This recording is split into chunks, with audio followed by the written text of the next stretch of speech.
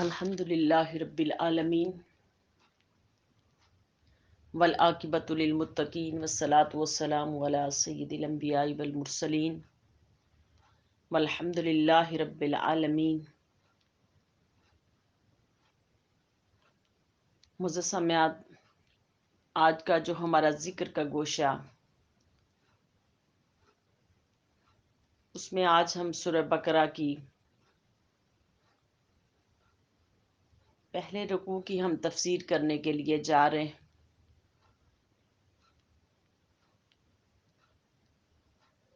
سورہ بقرہ یہ مدنی سورہ ہے، مدنی سورہ مبارکہ ہے، اور اس کے اندر سب سے پہلے اہل کتاب کو مخاطب کیا جا رہا ہے۔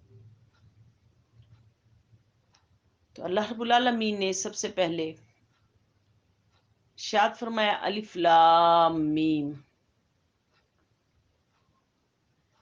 یہ حروف مقطعات میں سے ہے۔ حروف مقطعات کا مطلب ہے کہ کاٹنا۔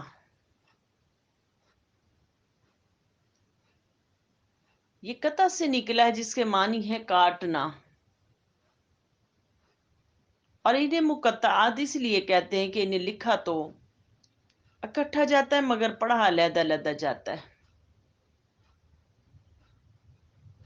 تو اس کا جو ان الفاظ کا یقینی علم اللہ رب العزت کو اور اس کے محبوب کے سوا کسی کو معلوم نہیں۔ حضرت ابو بکر صدیق رضی اللہ تعالیٰ عنہ فرماتے،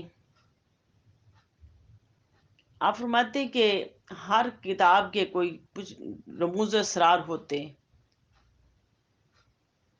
اور قرآن مجید کے رموز و اسرار یہ حروف مقطعات ہیں۔ اور یہ ریفرنس جو میں نے دیا ہے یہ تفسیر جلالین سے دیا۔ آگے ذالک الکتاب، یہ بھی تفسیر جلالین سے میں تفسیر اس کی بتا رہی ہوں کہ ہم تفسیر کر رہے ہیں کہ اللہ رب العالمین نے فرمایا کہ یہ وہ کتاب ہے، یہ وہ کتاب ہے کہ جس میں کسی قسم کا کوئی شک نہیں۔ ذالک اس میں اشارہ بعید ہے، یہ عام طور پر ایسی چیز کی طرف اشارہ کرنے کے لیے بولا جاتا ہے جو دور ہو، اور نزدیک کے لیے ھذا کا لفظ استعمال کیا گیا۔ تو اس مقام پر اس میں اشارہ قریب کی بجائے بعید لانے کی حکمتیں یہ ہیں کہ سورہ بقرہ مدنی ہے، اور مدینہ میں گرد و نواح میں یہود کے جو نا قبائل بستے تھے، اور یہود کی جو کتاب تھی وہ تورات تھی، تو ان کو مخاطب کرنے کے لیے رب کائنات نے یہاں فرمایا ذالک الکتاب، یہ وہ کتاب ہے جس میں کسی قسم کا کوئی شک نہیں۔ اور کبھی ذالک ھذا کے معنی میں آتا ہے، یہاں پر ذالک ھذا کے معنی میں، جیسے اللہ رب العالمین نے قرآن مجید کے اندر ارشاد فرمایا کہ ذالکم اللہ، ذالکم اللہ، کہ یہ تمہارا اللہ ہے، یہ اللہ ہے۔ اور یہاں ھذا کی جگہ ذالک لانے کی وجہ یہ ہے کہ اس کی علو مرتبت ذات کو اس کی پہچان کروانا کہ انسانی فہم اور ادراک سے بالاتر ہے اس کی ذات، اور اللہ رب العالمین کی طرف اس کا اشارہ ہے۔ یعنی سورہ فاتحہ کی ہم نے تفسیر کی تو سورہ فاتحہ کے اندر اللہ رب العالمین نے آدھا حصہ اپنے لیے رکھا اور آدھا اپنے بندوں کے لیے رکھا۔ آگے الکتاب کا معنی کیا، اور کتاب یہ کون سی کتاب ہے؟ کتاب کے اندر کچھ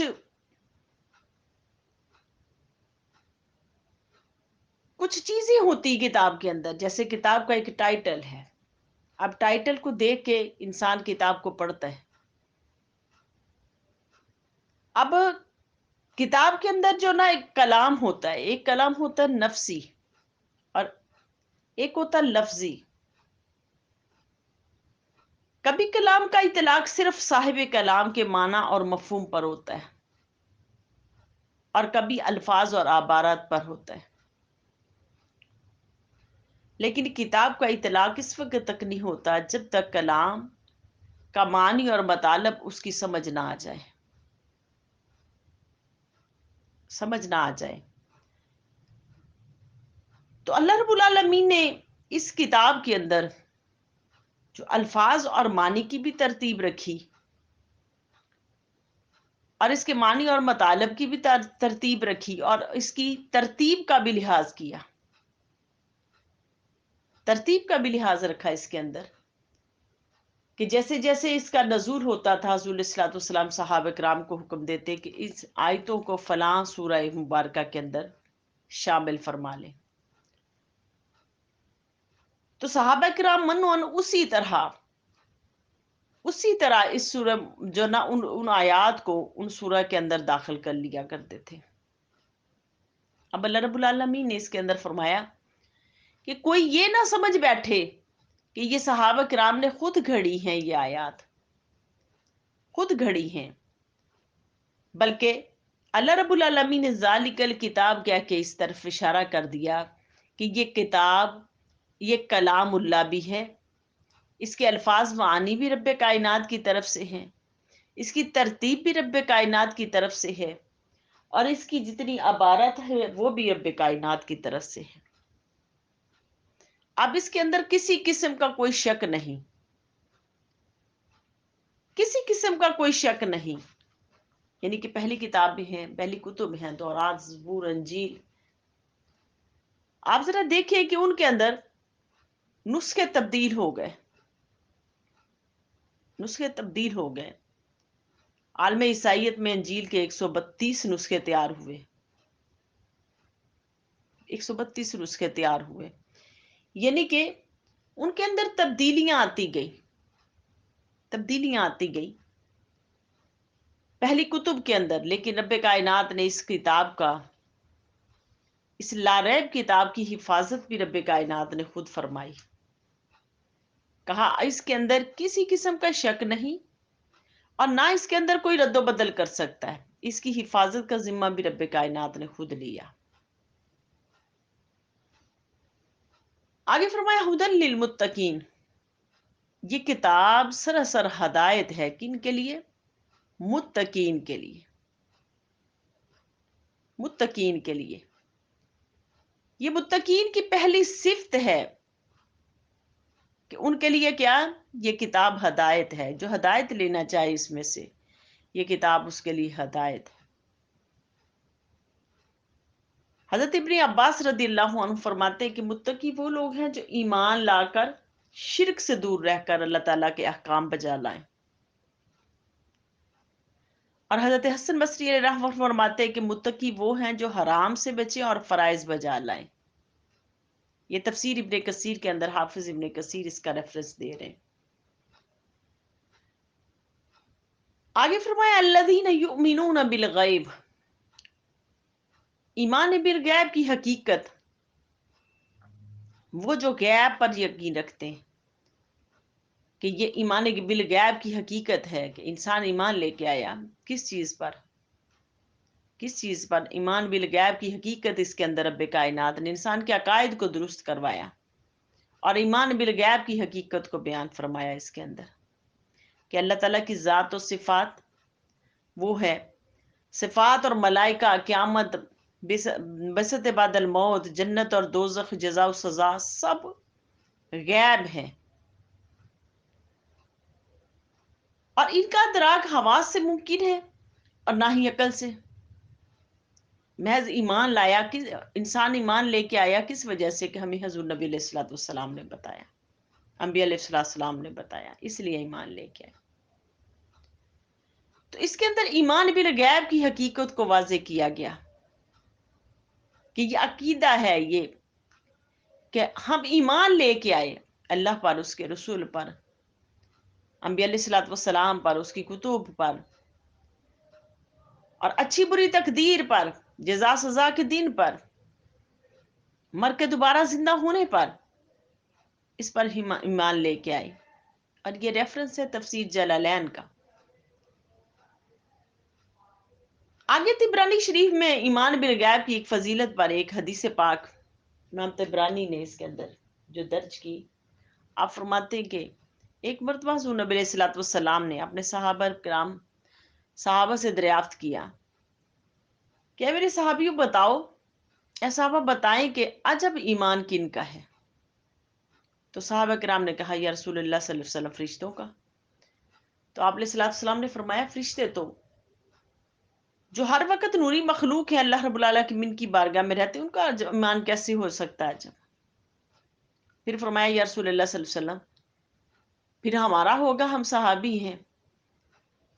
تو آقا علیہ السلام نے فرمایا کہ تمہارا کیسے ہو سکتا، تم جب کہ مجھے دیکھتے ہو، ہر لمحہ تم مجھے دیکھتے ہو، تمہارا کیسے ممکن ہو سکتا ہے؟ تو پھر صحابہ کرام نے پوچھا یا رسول اللہ وسلم پھر کن کا ہے؟ تو آپ علیہ السلام نے فرمایا کہ عجب ایمان ان کا ہے جو میرے بعد آئیں گے، جو بن دیکھے مجھ پر ایمان لے کے آئیں گے، ان کا ایمان عجب ہے. اور ایمان بالغیب پر متعدد احادیث ہیں، تو جو ان میں سے ایک میں نے آپ کے سامنے رکھ دی. آگے فرمائے وَيُقِيمُونَ الصَّلَاةَ، اور وہ جو نماز متقین کی، اس کے اندر دوسری صفت بیان کی گئی وَيُقِيمُونَ الصَّلَاةَ، کہ وہ جو نماز کو قائم کرتے ہیں. نماز کو قائم کرنا کیا ہے کہ نماز کو یہاں پر ادا کرنے کا حکم نہیں دیا. ادا کرنے میں تو یہ ہے کہ کبھی ادا کر لی، کبھی چھوڑ دی، لیکن یہاں رب کائنات نے فرمایا وہ جو نماز کو قائم کرتے ہیں، یعنی کہ اپنی نماز کو خوشی و خضوع سے ادا کرتے. کہ اللہ پاک نے یہاں یؤتون الصلاۃ نہیں کہا، وَیُقِیمُونَ الصلاۃ کہا، کہ وہ جو اپنی نماز کو قائم کرنے والے ہیں، قائم کرنے والے ہیں. کیسے قائم کرنے والے ہیں؟ شرائط ظاہری اور باطنی کے ساتھ. ظاہری شرائط کہ وہ انسان پاک صاف ہو کے مصلی کے اوپر آئے، باوضو ہو کے آئے، اچھے لباس کے ساتھ آئے، اور جس جگہ پہ نماز پڑھنی ہو وہ بھی صاف ستھری جگہ ہو. اور باطنی طور پر انسان جب اللہ کے سامنے کھڑا ہو تو حدیث پاک کے مفہوم کے مطابق کہ اللہ اس کو دیکھ رہے. اگر تم جب مصلی پہ آ کے کھڑے ہو جاؤ تو تم اس کو دیکھ رہے. اگر تم نہیں دیکھ رہے تو اللہ تمہیں دیکھ رہا ہے. حدیث احسان، اللہ تمہیں دیکھ رہا ہے. اس طرح نماز ادا کی جائے کہ نماز کو خوشی و خضوع کے ساتھ ادا کیا جائے، تو پھر جا کے کامل نماز بنتی کہ اللہ کی بارگاہ میں ایسے کھڑے ہو کے نماز ادا کی جائے. آگے فرمائے وَمِمَّا رَزَقْنَاهُمْ يُنْفِقُونَ. اب انفاق فی سبیل اللہ کی تیسری صفت یہاں پر بیان کی گئی. تیسری صفت بیان کی گئی اور ارشاد فرمایا کہ وہ جو ہم نے جس کو رزق عطا کیا، اس رزق میں سے وہ بندے خرچ کرتے ہیں. خرچ کرتے ہیں. اب اس کے اندر جو نا رزق کا معنی اور مفہوم بیان کرنے کے لیے تفسیر ضیاء القرآن کے اندر جس کرم شاہ صاحب لکھتے ہیں اس کے اندر کہ آپ فرماتے ہیں کہ الرزق فی اللغۃ نصیب والعطا ویطلق علی الحس والمانوی. کہ صاحب منار اس کے اندر لکھتے ہیں، آپ فرماتے ہیں کہ لغت میں رزق کہتے ہیں حصہ اور بخشش، خواہ وہ حصی ہو یا خواہ وہ مانوی ہو. حصی ہو یا مانوی ہو، یعنی کہ مال، اولاد اور علم و معرفت. اس کے اندر صرف مال ہی نہیں کہ جو بندہ اپنا مال خرچ کرتا ہے. صاحب مینار کہتے ہیں اس کے اندر کہ بندے کو پاس جو کچھ بھی ہے وہ خرچ کر دیتا ہے. جو کچھ بھی ہے خرچ کر دیتا ہے. یعنی کہ عالم کے پاس علم ہے، عالم کے پاس علم ہے، وہ اپنا علم خرچ کرتا ہے، علم خرچ کرتا ہے. اور تاجر کے پاس رزق ہے، وہ اپنا رزق خرچ کرتا ہے. اور جس کے پاس طاقت ہو وہ اپنی توانائیاں خرچ کرتا ہے اس کے اوپر. فرمایا کہ وَمِمَّا رَزَقْنَاهُمْ، جو ہم نے ان کو جو طاقت عطا کی ہے اس طاقت کے مطابق وہ خرچ کرتے ہیں، اس طاقت کے مطابق وہ خرچ کرتے ہیں. یہ انفاق فی سبیل اللہ کی جو تیسری صفت بیان کی گئی. آگے فرمایا وَالَّذِينَ يُؤْمِنُونَ بِمَا أُنزِلَ إِلَيْكَ وَمَا أُنزِلَ مِن قَبْلِكَ. اور یہ متقین کی اب چوتھی صفت بیان کی جا رہی. اور وہ کون سی؟ کہ وہ جو پہلی کتب پر ایمان لاتے ہیں، جو ہم نے نازل کی پہلی کتب، اور اس سے پہلے اور جو بعد میں نازل کی اس کے مطابق وہ ایمان لے کے آتے ہیں. ایمان لے کے آتے ہیں. پہلی کتب پر ایمان لے کے آنا، اور پھر حضور صلی اللہ علیہ وسلم پر ایمان لانا، قرآن پر ایمان لانا.